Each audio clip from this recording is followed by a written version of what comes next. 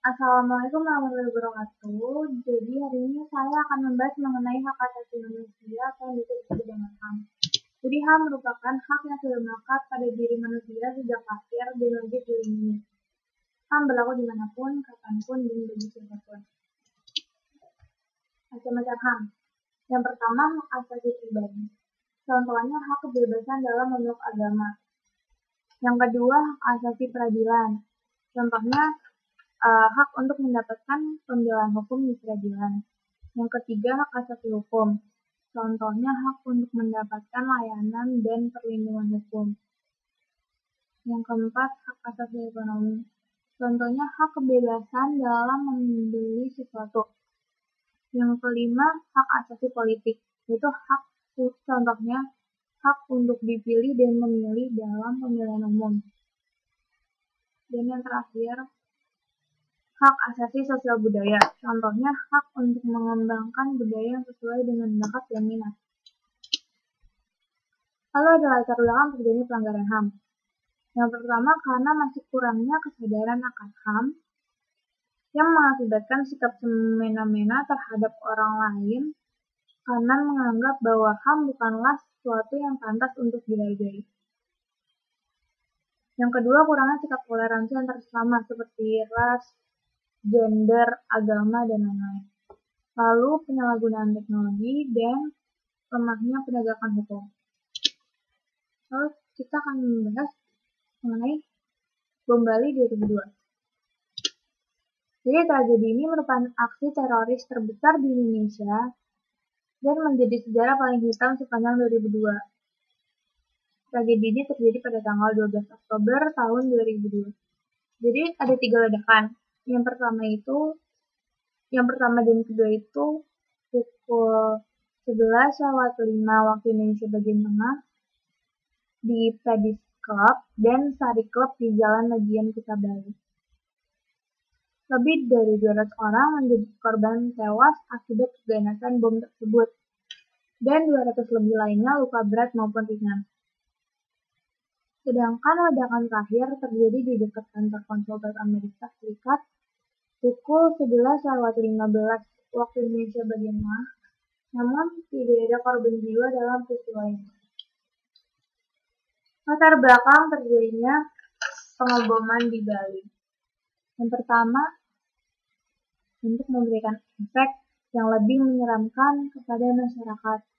Yang kedua, Bali dipilih sebagai lokasi pengeboman karena Bali adalah simbol yang banyak dikenal oleh masyarakat internasional. Yang ketiga, itu berasal dari peristiwa Poso dan Ambon. Jadi bom Bali adalah balas dendam para teroris karena dalam kedua peristiwa tersebut yaitu Poso dan Ambon, banyak umat muslim yang terbunuh akibat konflik yang terjadi.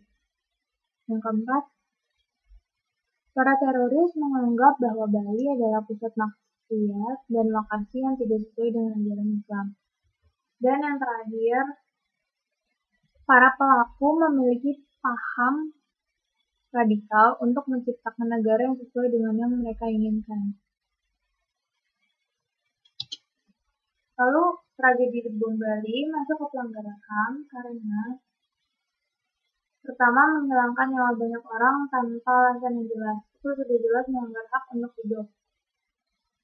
Yang kedua, itu termasuk aksi terorisme. Dan yang terakhir melanggar hak sosial dan budaya. Jauh dan masuk.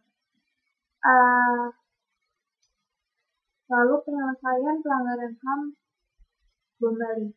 Pada 5 November tahun 2002, salah satu tersangka ditangkap di rumahnya.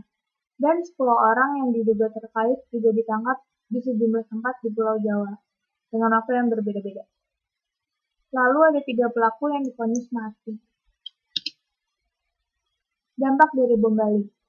Pertama, Indonesia mengalami masalah serius terkait keamanan negara. Yang kedua, pendapatan dari sektor pariwisata di Bali menurun dan juga ekonomi warga yang mengalami akibat langsung dari aksi pengeboman tersebut. Lalu dari segi psikologis, dampak peristiwa bom Bali juga mempengaruhi warga dan korban dengan trauma mendalam. Jadi di foto pertama itu merupakan foto keluarga korban yang berkumpul untuk memperingati tragedi besar itu dan untuk mendoakan para korban. Lalu di foto kedua, pemerintah Bali memutuskan untuk membuat sebuah monumen peringatan yang diberi nama Monumen Panca Benua yang lebih dikenal dengan Monumen Ground Zero Bali. Itu untuk mengenang tragedi bom Bali. Lalu upaya pencegahan. Yang pertama, harus lebih tegas dalam mencegah dan menghukum tindakan pelanggaran HAM. Yang kedua, meningkatkan kerjasama internasional mengenai keamanan negara.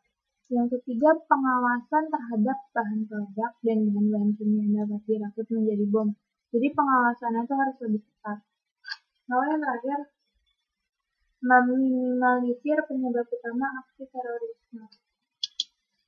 Sekian dari saya, mohon maaf jika ada kesalahan. Wassalamualaikum warahmatullahi wabarakatuh.